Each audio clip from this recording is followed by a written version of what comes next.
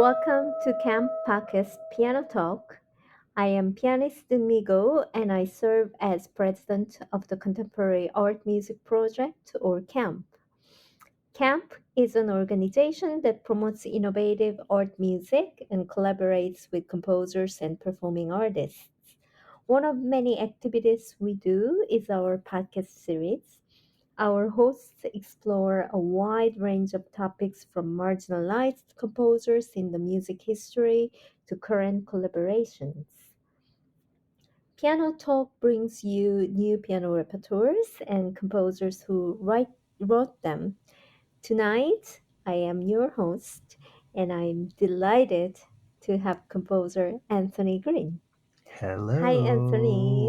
Hello. Hello. Hi. Thank you so much, and it's so nice to have you here. Yes, it's Really. always great to speak with you. Yes. Yeah.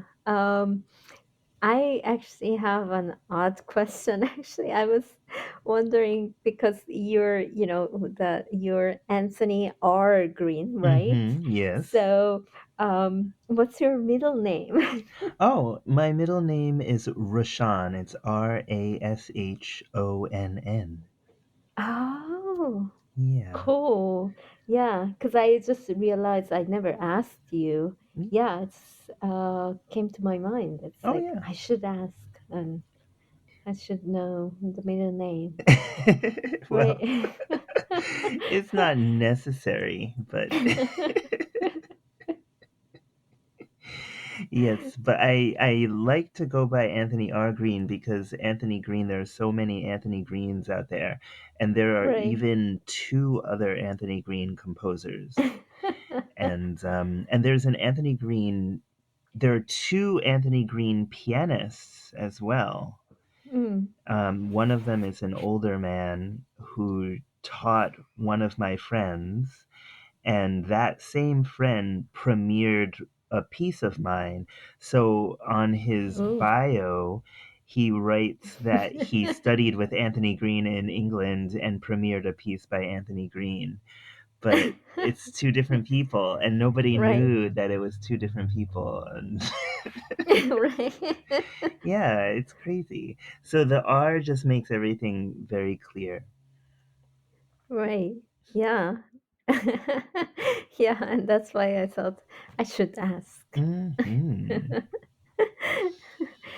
Well, we usually start with the guest, background. We like to know our guest um, in personal level. Hmm. So we'd like to know, your kind of first encounter with music, uh, and well, you were a pianist, so Oh yeah. a piano. And who inspired you to be a musician and whom you listen to or um, anything that made you a composer and musician. Yeah, um, definitely.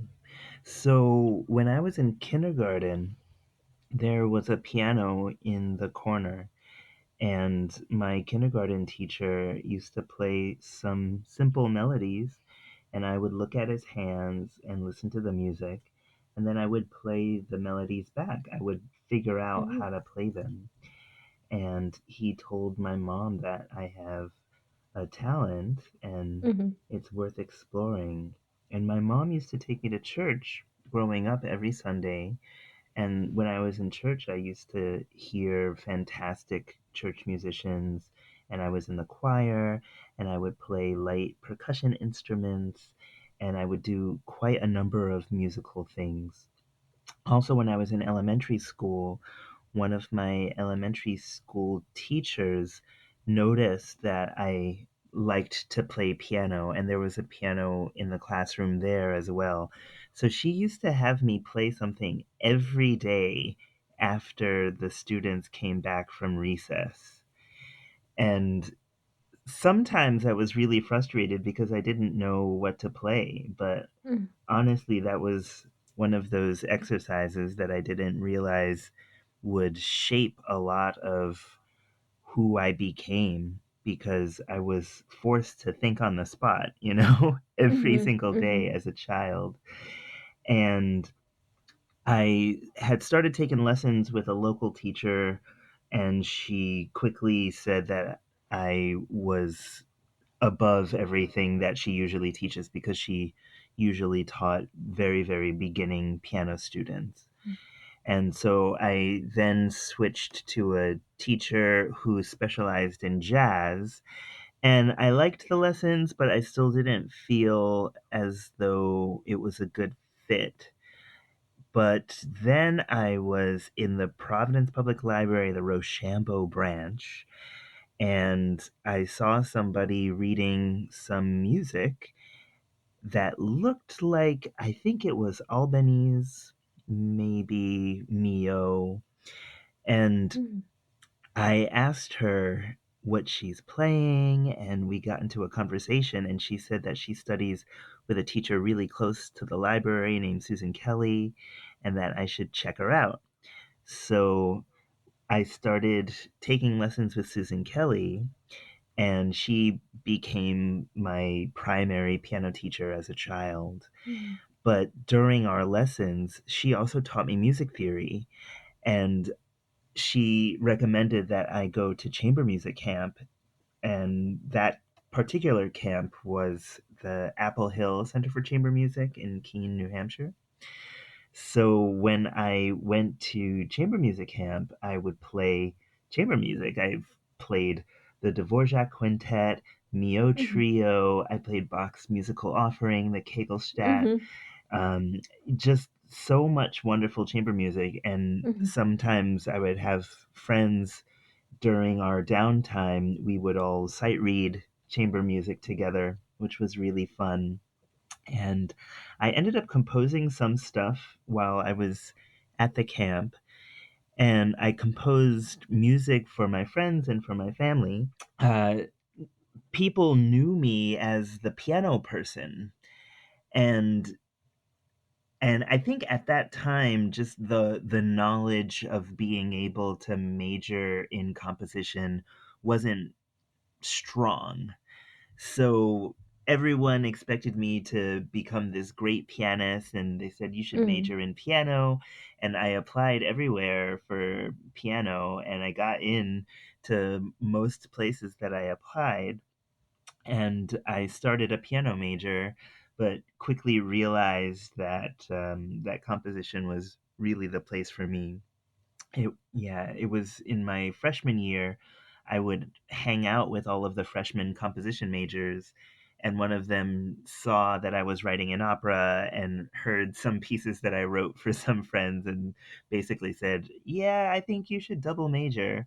So I started a double major my sophomore year, and then I dropped the piano major. So that's a little bit of how I became the musician that I am today, uh, leaving out all of the very disastrous moments. Cool.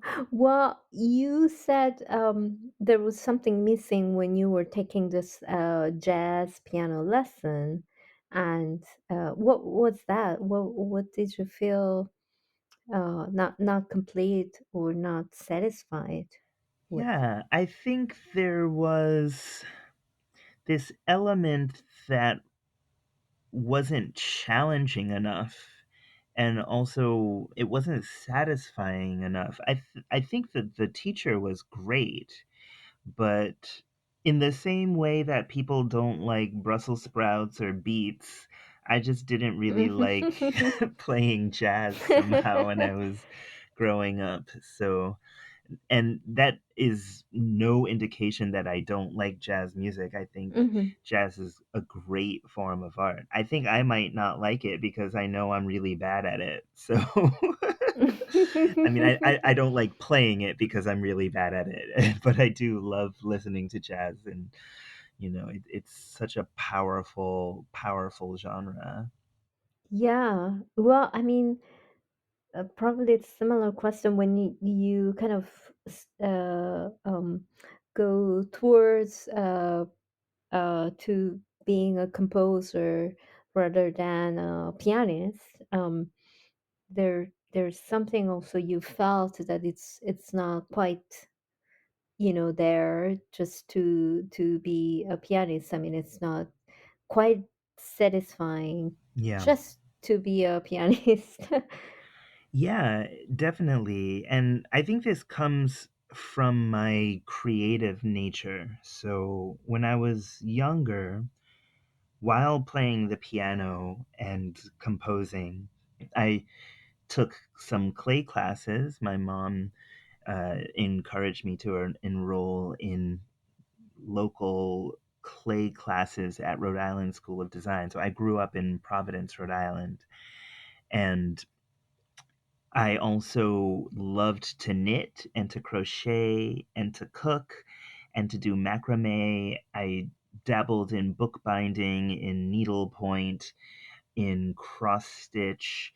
I made friendship bracelets. I was obsessed with origami, and I loved doing magic tricks, figuring out magic tricks. So I was constantly doing stuff and making stuff. I wasn't really into playing sports or watching sports, and I didn't really enjoy reading fiction. I read a little bit of fiction, but mostly because it was required in school. But if someone gave me a how to book, how to make paper planes or how to make paper, which I did because next door there was a Japanese handmade paper company. And Mhm. at one point, I took a workshop on how to make paper, and I went home and I made my own paper making device and made a very small postcard. Yeah, that was my childhood. I really just loved figuring out how to do stuff. I was obsessed with arts and crafts, and my mom figured this out and got me some lovely magazines that encouraged doing stuff DIY.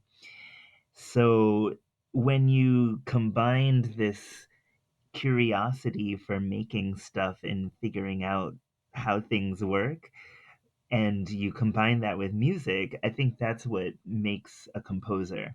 So I remember even just starting composition lessons, just being so fascinated when my first composition teacher, Dr. Martin Amlin, he mentioned something about symmetrical structures. And I just thought, oh, what is this? I'm really Hmm. curious. I want to figure out everything. And so I would go to the library and just listen to music and pull out scores and do self study because I just wanted to figure out everything and to know everything. And I'm still that way. Mm. I'm still not ever satisfied with just being known for doing one thing. So, yeah. That's really fascinating. Yeah, it's amazing. And I mean, I always felt, like I am a pianist, and I also feel like I'm always making something.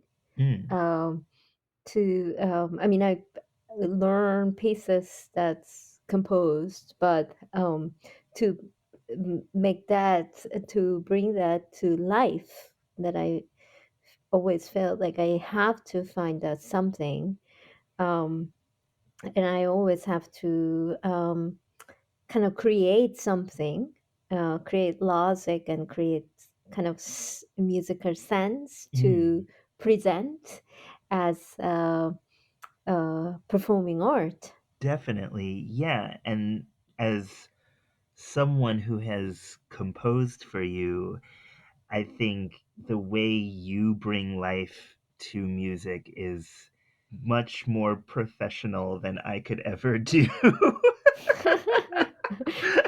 Which is why it's best that you do that and I don't. Well, I don't certainly think that way, but anyway. No, but I mean, I think it's just great. I consider both as just really, performing and composing, both really creative. And the more I think that way, I think it really helps me to perform and learn music and all that. And but it's still, I often talk with my students about this, that how I learned so much from Mm. composers. And they sometimes sit down. You did this also when you visited here, and a lot of composers did. Would just sit down and play. And it can be any kind of music. And it's always to the point, and it always makes sense, and it's always touching. And I think that's what I learned the most from the Aw, composers. well, that's very sweet. But it's true. It's true, really. It's really Yeah, true. yeah. Yeah. Yeah, because you get so trapped into this, like, talking about the technical things, and you very often forget about things that are most fundamental. That's true. And I think it's because there's so many technical aspects to discuss when it comes to bringing a new piece to life and even to creating a new piece. So the conversations are endless. And sometimes the conversations are quite boring. But ultimately, we have these conversations just so we can get to that one moment where we don't have to think about anything and we just perform a Right. piece or listen to somebody else performing the piece and make that presentation cause new conversations and new aspects Mm-hmm. of considering approaches to music. And I think that process is really cool because it's it implies that we'll never be finished.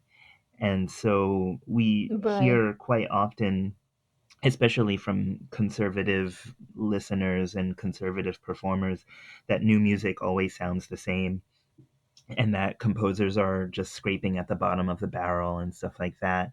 But it's not true at all.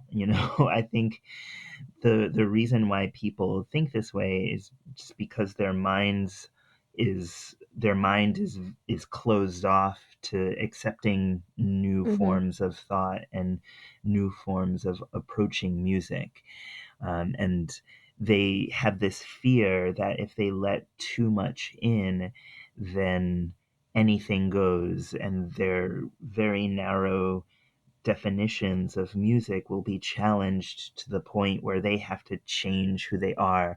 But that's not true. I mean, you can you can like Ariana Grande and you can like Erica Badu and you can like Florence Price. And it doesn't mean that you have to change who you are just because Right. you like something new. So and it's really difficult sometimes to get through to the people who just want to keep a very very narrow definition of what music is or what music should be. But it's those moments when we're creating and we're exploring and we stumble upon something new, those are the moments that really attract me. And I think those are the moments that attract the people that I want to work with as well. Mm-hmm. Absolutely. Yeah, yeah. No, you're absolutely right. Well, I mean, there's so many piano works written, and of course written in the past. We have so much repertoire, huge repertoire, and Mhm. we still have a lot of works these days. And what are the interesting piano works that you found recently? And I mean, you're still very active in terms of performing. So, any interesting works that you found these days?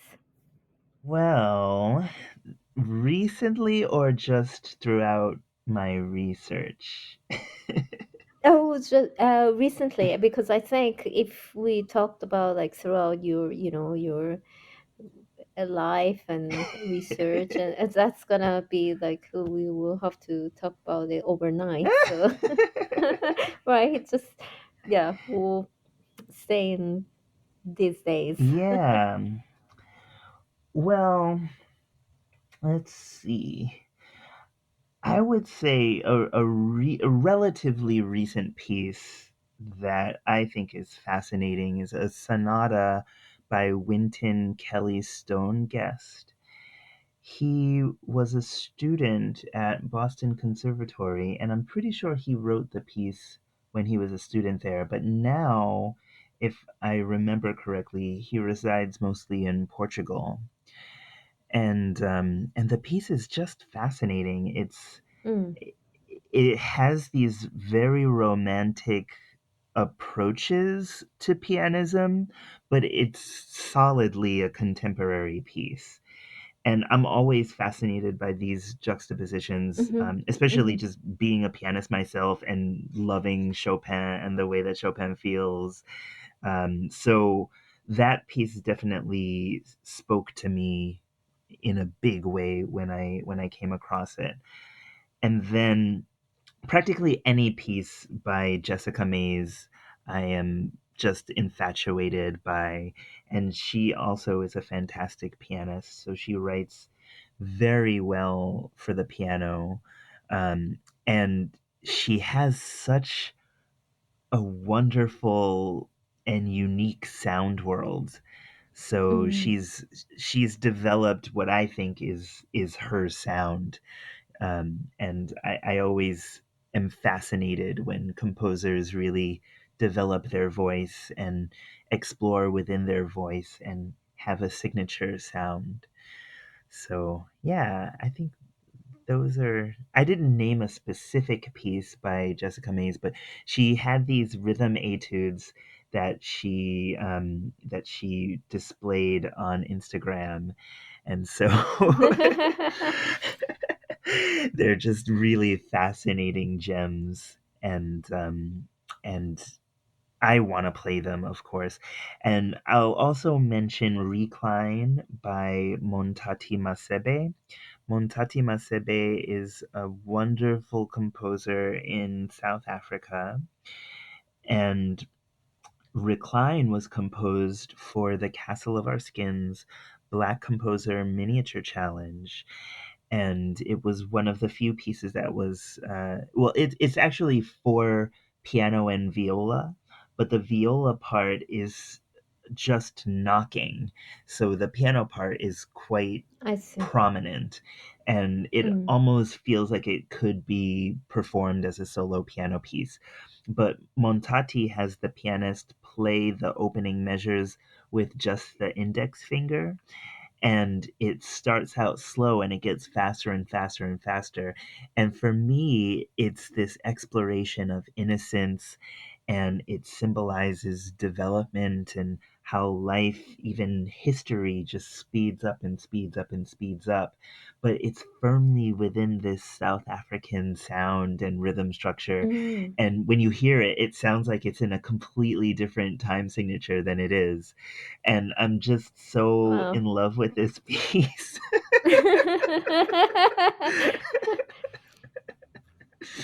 Yeah, Well, that's great. Yeah, I'll have to check those out, yeah, really. And the definitely. composers, yeah, yeah, great. Um, well, I mean, we can talk about your works and this solo piano piece to Anna Karan in the US. Yeah, so this piece, there's I don't want to say it's a funny story, but it's one of those coincidental stories. So when I studied at New England Conservatory during my master's degree, I took classes with Stephen Drury, and I also went to the Summer Institute for Contemporary Contemporary Performance Practice. I always stumble on this name because the first time I attended it, it was the Summer Institute for Contemporary Piano Performance. And Stephen Jury ended up expanding it to include other instruments and composition and voice. So that's how it turned into Contemporary Performance Practice. And so Stephen and I ended up becoming buddies, and I went to see him perform. And after the concert, there was a reception. So Victor Rosenbaum was there, and Stephen just yanked Victor and said, Victor, this is Anthony. Anthony, Victor's doing this Debussy response project, and I think you should write a piece for him. so, so Victor said, yeah, sure, you can write a piece. And I knew that I could write this piece in 2 seconds because I played lots of Debussy, and the specific pieces to respond to were preludes. And I had played Feu d'Artifice, the fireworks, the last prelude, when I was in high school. So I immediately told him, yeah, just you should know that I'm going to write a piece for you. I'll get it to you by January, and it's going to respond to fireworks, so nobody else can touch that prelude, right? So when you think about Feu d'Artifice, the very last page contains these giant chords, 5 notes in one hand, actually 4 notes in one hand, in the left hand, and 5 notes in the right hand. And then after the chorus, there's this big glissando and a little sparks. And then there's this rumbling in the bass. And above that, Debussy quotes Le Marseillaise, the national anthem of France. And I just thought, well, I could respond to this prelude by taking the national anthem of the United States and also just commenting upon it and writing this piece that basically implies all of the political backwardsness that exists in the United States.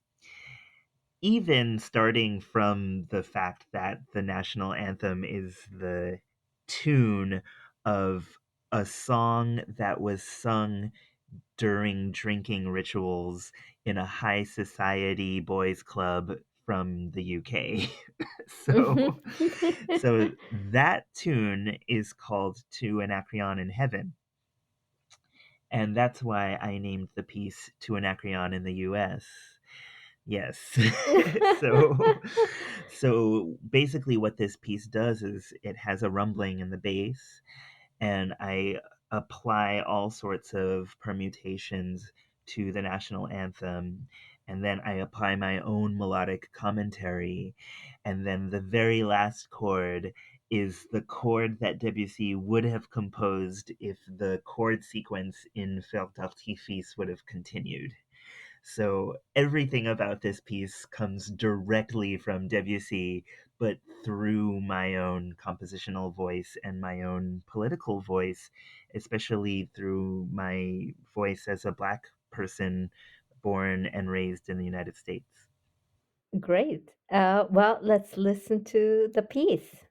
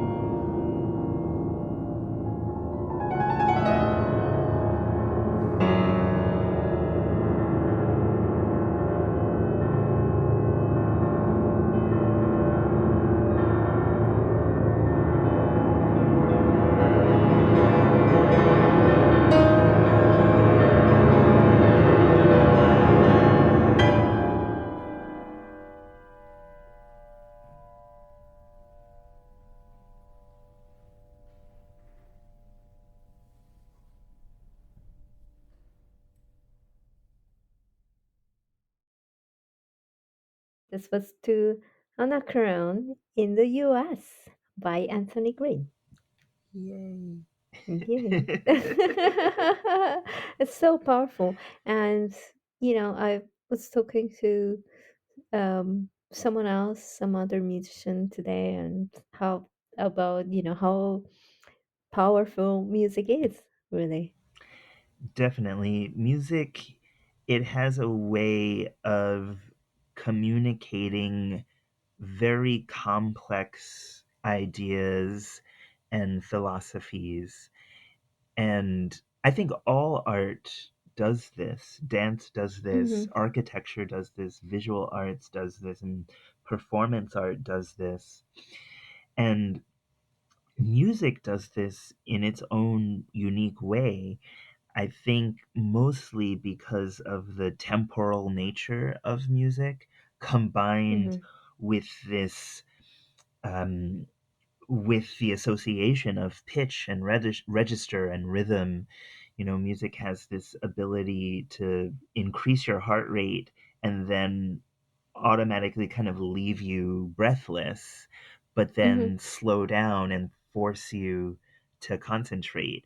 And I think saying this now, you who have played my piano concerto multiple times, um, are recognizing, especially in the first movement, that moment after the introduction when the music just sort of relaxes and the Hmm. percussion takes over with Yeah. these body beats. For me, that's a moment when the audience can take time to think about what just happened, you know? Right. And then as the audience is thinking about that, they're slowly entering this new world where the percussionists are thinking about invading the space and the mind and the environment of the pianist, right? So I think about these things quite often when I'm composing, what the audience will experience and how I can control that experience both philosophically and physically, really. Because when when you see a pianist playing something virtuosic, you yourself are physically altered. It's a physical experience. And I think composers should consider these things. Not every composer does consider these things, but Robert Hogan, who was one of my teachers who unfortunately passed away recently, he taught me to really consider this element of composition as well. And I think every composer should, because at the end of the day, we are creating experiences when we compose. At least I want to approach my composition as a method of creating these very communicative experiences. Absolutely. That's really fascinating. And yeah, I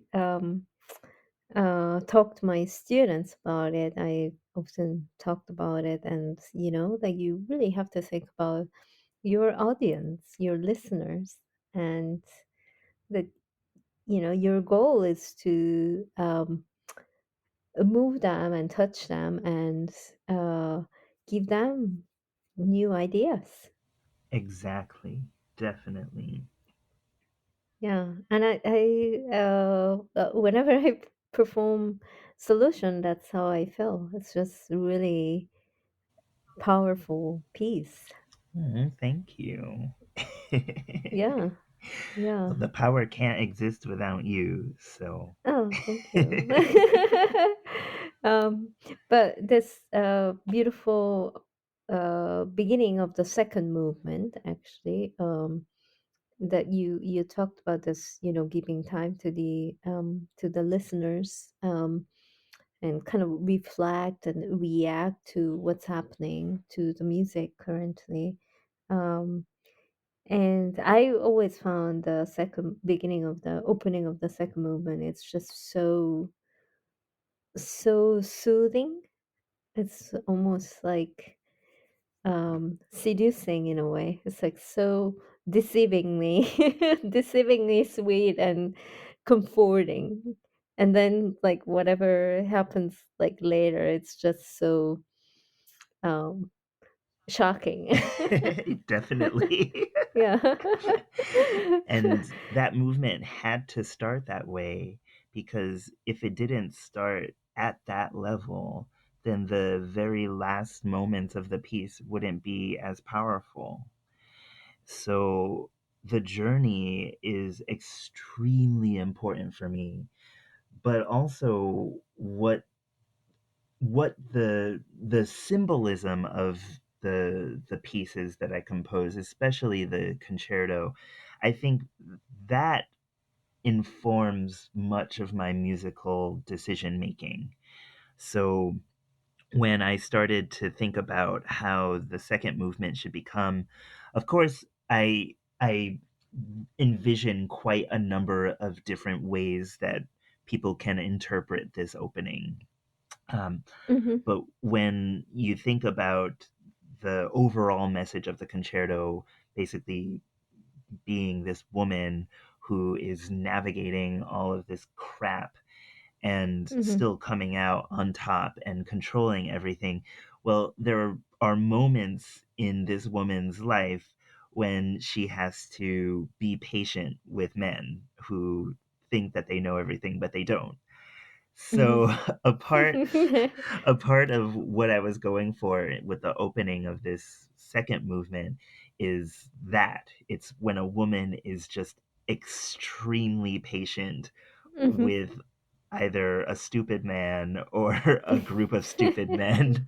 And when a woman is patient with men, they have to repeat things over and over again, and they have to do it rather slowly. So,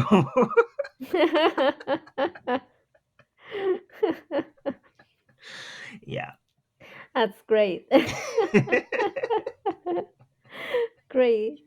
Well, let's listen to the second movement and then we can keep talking. Excellent.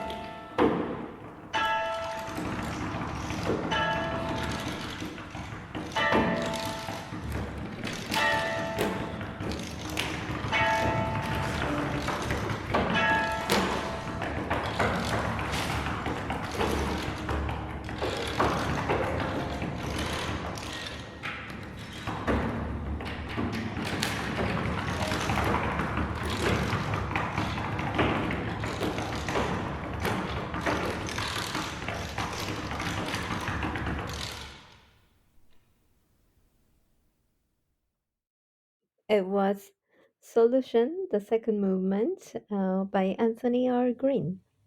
Yay. Yay. Um, and I think I would like to talk about this last piece that uh, we worked on together. Yes. I'm going Mad Libs. Yes. It's the pandemic piece. Yes, so I think many of us went a little bit mad during those first couple months Yes. of COVID's outbreak. I think many of us went Mhm. very mad as well, not just a little bit mad, but a lot Mhm. mad.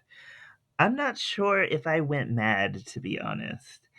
Um, I hate saying this because I'm not saying this to make people jealous or anything like that, but much of my life is spent indoors composing. So when the pandemic hit and I just stayed indoors and I composed, it almost felt like nothing really changed all that much, to be Mhm. honest. On top of the fact that I had 14 flights canceled and, Right, right. lots of gigs canceled. But I just thought, well, I have to compose all these pieces anyway. So now I can just kind of stay at home and compose. And then I ended up getting this university job and I was working out a little bit, but I had to stop working out because the job got in the way of working out and also my compositions and even just the labor of keeping track of the pandemic.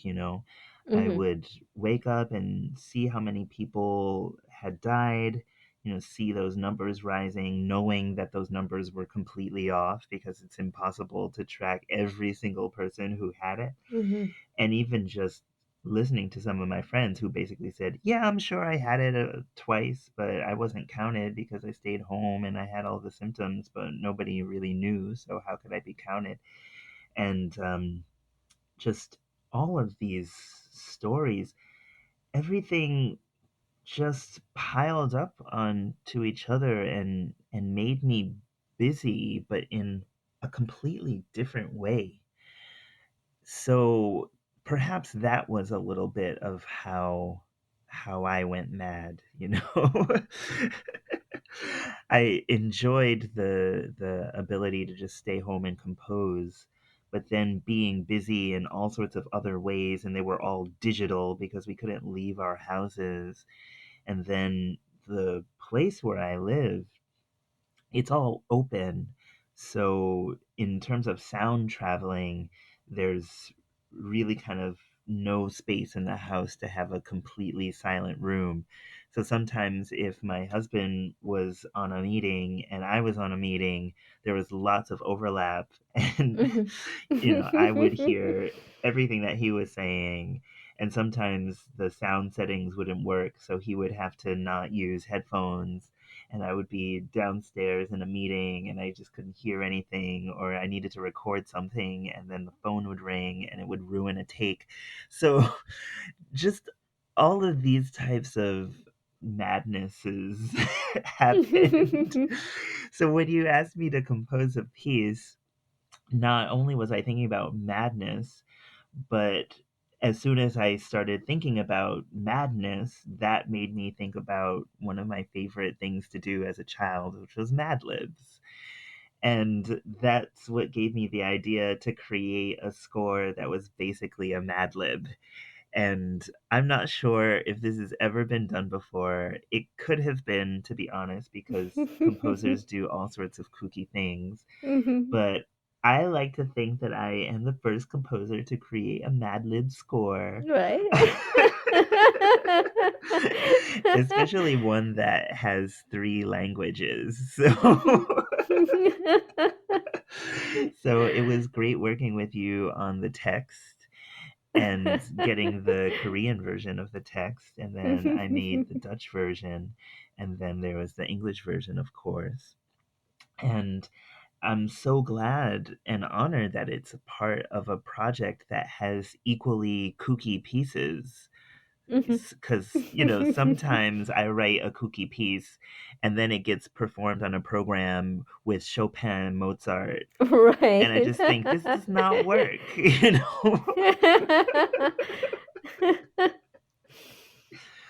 Yeah. Yeah, it was great. I had so much fun. I had to say. Yeah.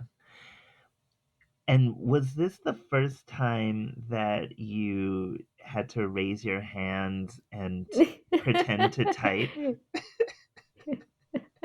I think so, yeah. Okay, And good. yeah, it was first time. And with this project I did a lot of things for the first time, and it was just so much fun, really. Yeah. And yeah, um I think that's what this kind of project, that's what made me kind of go through, these times, and that we are still um dealing with a lot of difficulties in the world, and it's so hard to take all of in sometimes. And Mm-hmm. uh I think, like, we really focus on music. That's kind of only way we can deal with this. It's Otherwise, true. and yeah.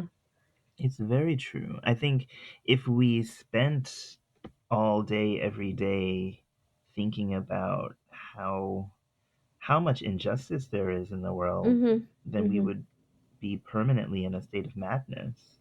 Right. So, Right. especially Yeah. now with the war in the Yes. Ukraine, Yes. it's just craziness. It is. It is. Yeah. Well, let's listen to I'm Going Mad Lips. Yeah, and then I'll move on to next question. Okay.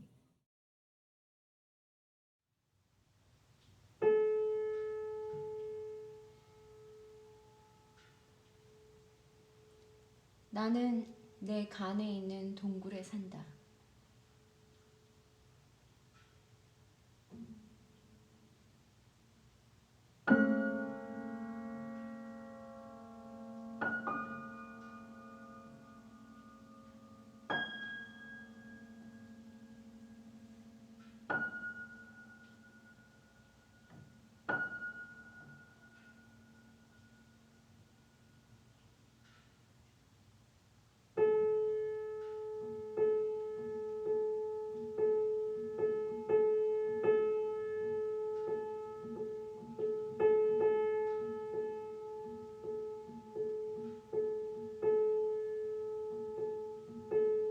나의 청록 거북이가 나에게 희망을 준다.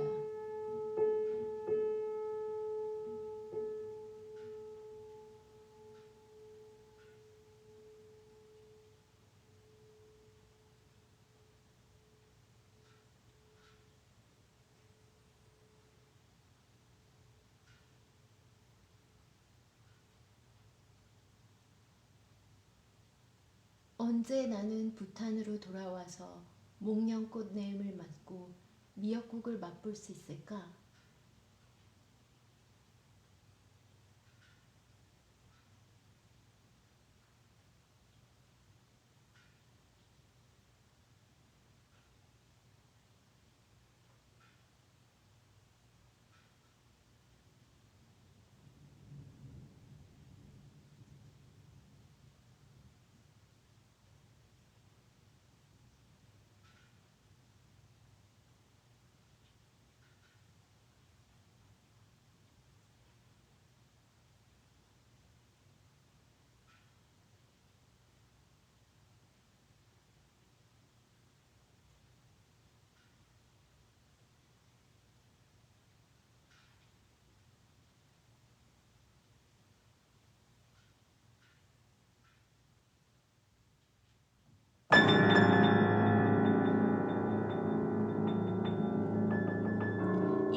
나로서는 세그웨이를 사용하는 것이 불가능하다. 그렇지 않으면 나는 18불 벌금을 받을 것이다.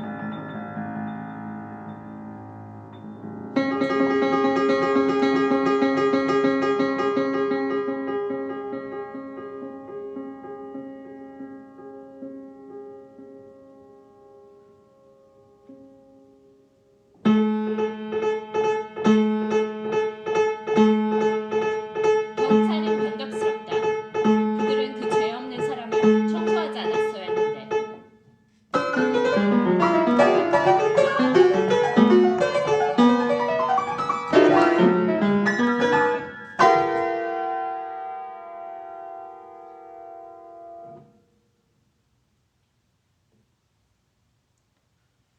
총장은 갈 수 없다. 총장의 마음은 비밀스럽기 때문에 그는 아무것도 할 수 없다.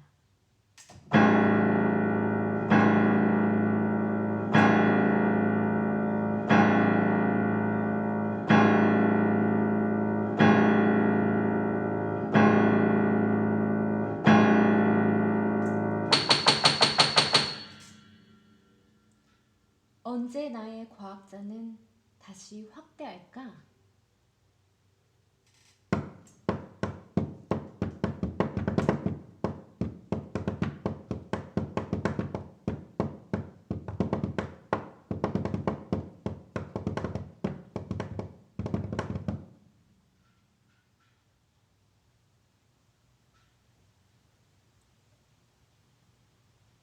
언제 세계의 자궁은 예전에 그랬던 것처럼 씻을까?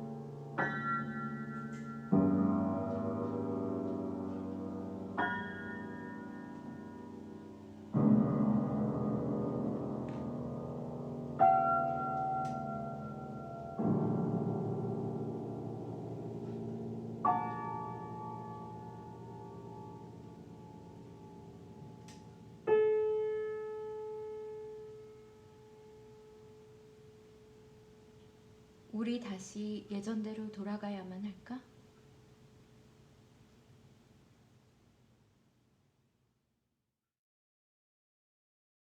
Okay, that was I'm Going Mad Lives by Anthony Green.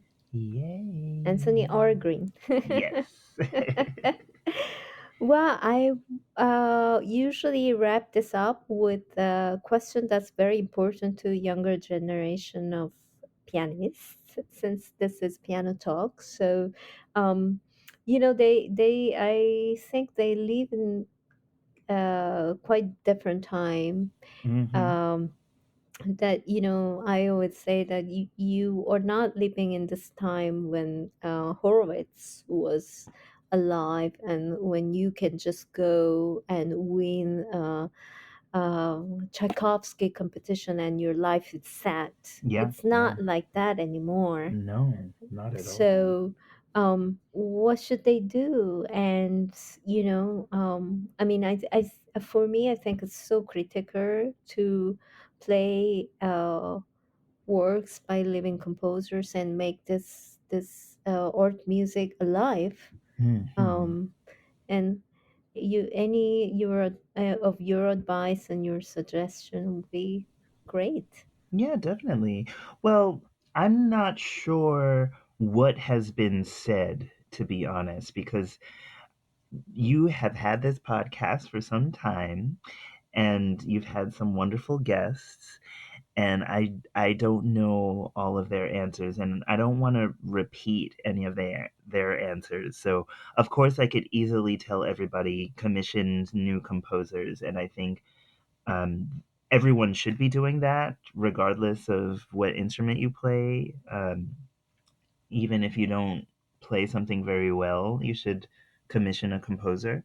Um, But instead of just saying that, I think I'm going to say something that nobody will probably say. And I will say that there are so many pianists in the world.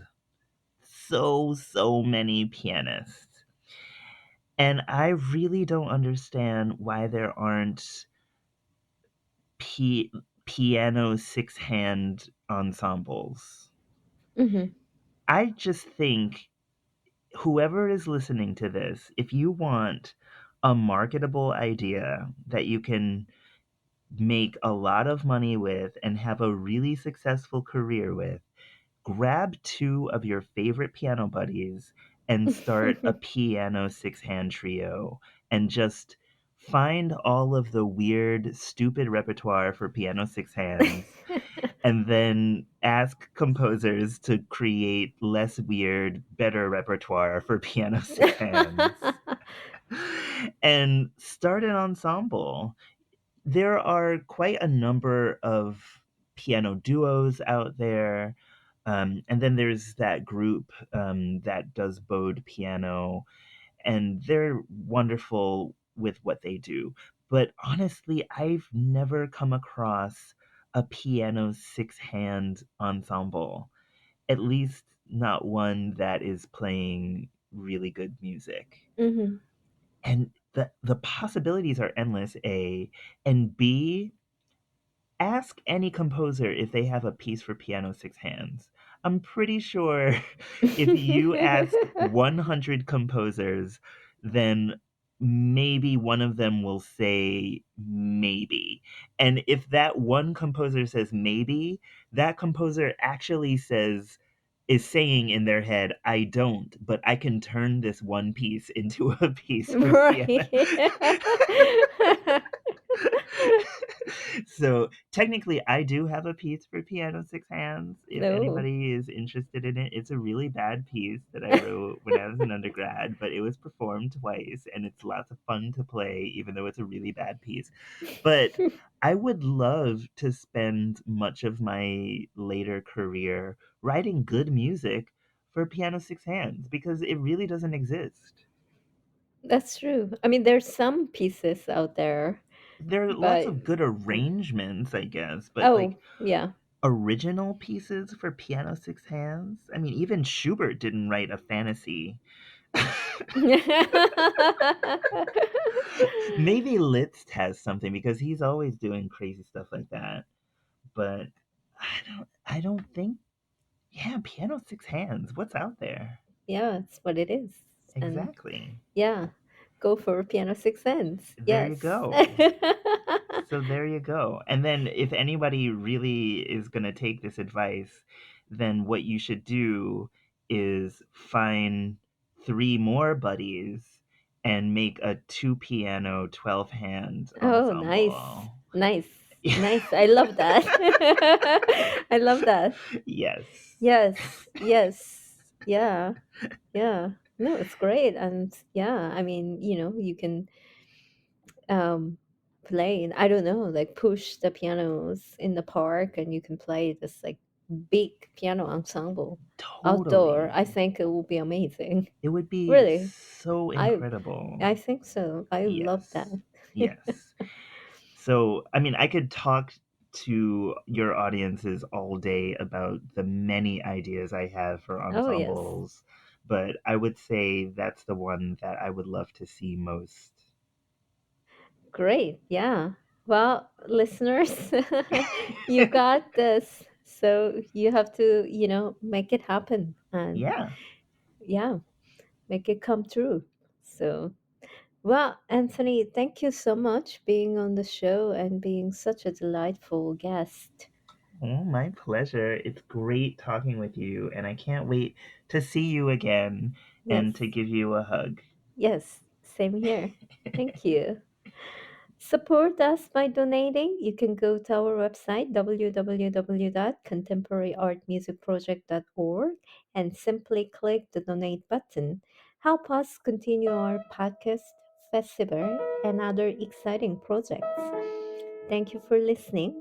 I will see you next time with more piano music.